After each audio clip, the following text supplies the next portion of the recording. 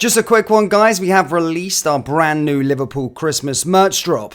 We have got the You'll Never Walk Alone, You Filthy Animal tees, along with the You'll Never Walk Alone Christmas tree tee. Do browse the collection by going down into the link in the description or going to copyclothing.com. Anyway, let's get into today's video. And hello everybody, welcome back to the channel, guys. I hope you're all well. Before we do get into today's video, as always, please do smash that like button and subscribe to the channel for daily Liverpool content. Okay, so another game, guys. Yes, every single 3 days, 2 a week at this moment in time. The fixture list is very, very intense. Of course, Crystal Palace is our next opposition. Another tough test down at Selhurst Park.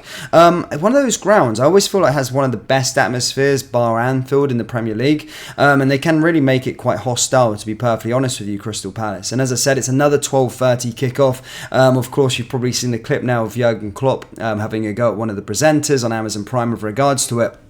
But all jokes aside, we are getting given a ton of these 12:30 kickoffs. But as I say, Crystal Palace, our next opposition, they currently do sit 14th within the Premier League, 16 points. Their latest form hasn't been good reading for them, actually. I always expect Crystal Palace to kind of be there or thereabouts in the sort of mid-table positions. However, so far, currently 14th, lost their last game against Bournemouth, drew to West Ham prior to that, lost to Luton, lost to Everton as well. Their last win coming against Burnley, which was a 2-0 win, all the way before the international break. So again, mixed form at this moment in time. They do have their own injury problems themselves. I know we've currently picked up some injuries, and we have got some good news and some sort of not bad news as such really with our injuries, but we have got some good news today ahead of the clash with regards to it. But let's go through the opposition first and just discuss who they're actually missing going into this match. So of course the first one is Sheikh Decore.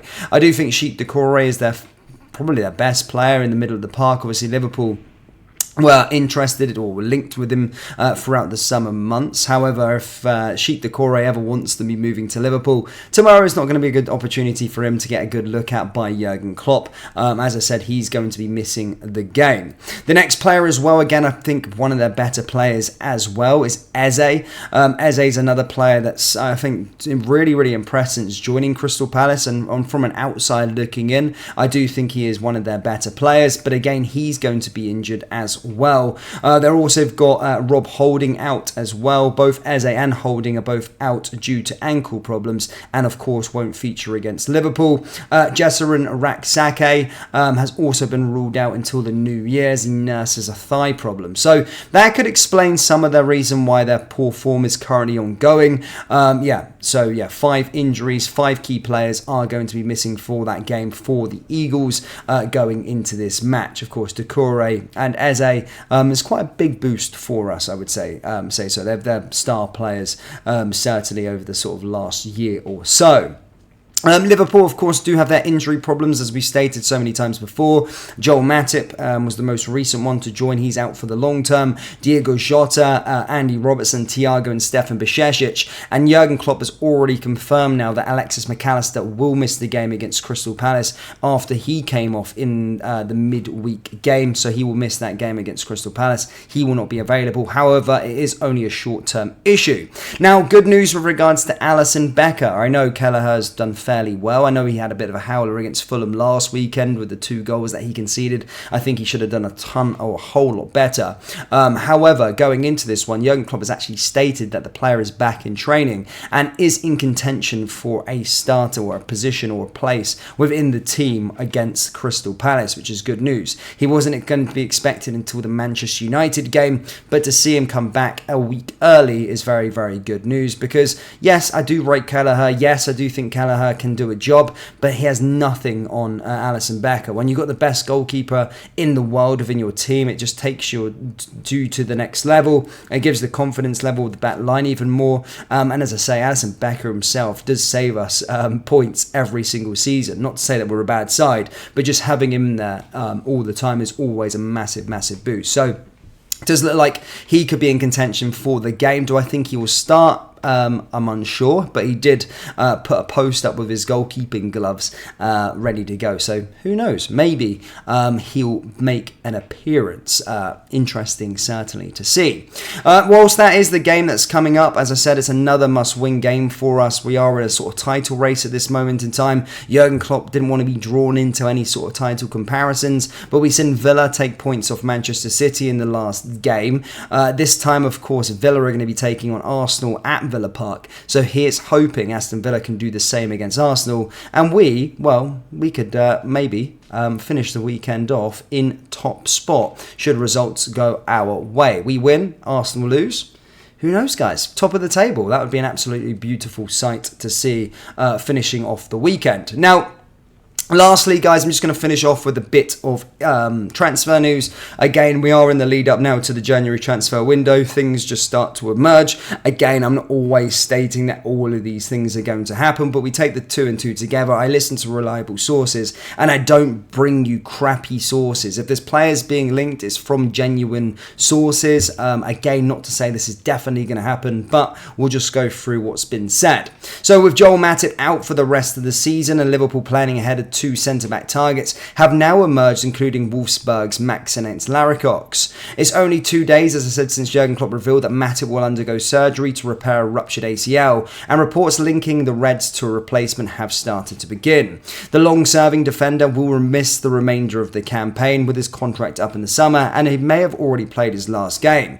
And while Klopp still has a strong core of centre-backs with Virgil van Dijk, Konate, Joe Gomez and Jarell Quansah, the likelihood is that a fifth will be of sort. According to multiple reports and John Cross, this has seen Larracox pop up on the radar. Larracox, who's obviously 23, came through the same academy as Konate in France before joining Wolfsburg in 2020, and so far has gone on to make 113 appearances. Cross claims the Frenchman could be available at £25 million plus with a year and a half left on his contract at the Volkswagen Arena. A pacey, right-sided centre-back, any interest in Larracox could be magnified by Liverpool sporting director Jorge Schmadtke, links with Wolfsburg, having worked there for 5 years before his switch to Merseyside. The centre-back is not the only one that has floated around, with Cross also claiming interest in Crystal Palace's Mark Gay. Again, Mark Gay was touted with a move to Anfield in the summer, but stayed at Selhurst Park and has continued to impress despite Palace's struggles under Roy Hodgson. The 23-year-old is a regular in the England squad and has caught the eye with his performances alongside Anderson for his club. Though naturally a right-footed, Gay typically plays on the left-hand side of the central pairing, which is arguably not the area now that Liverpool need to address. Van Dijk is cemented as first choice on the left, with Quansah as a high potential deputy, while Matip was starter on the right, with Konate's minutes managed to competition.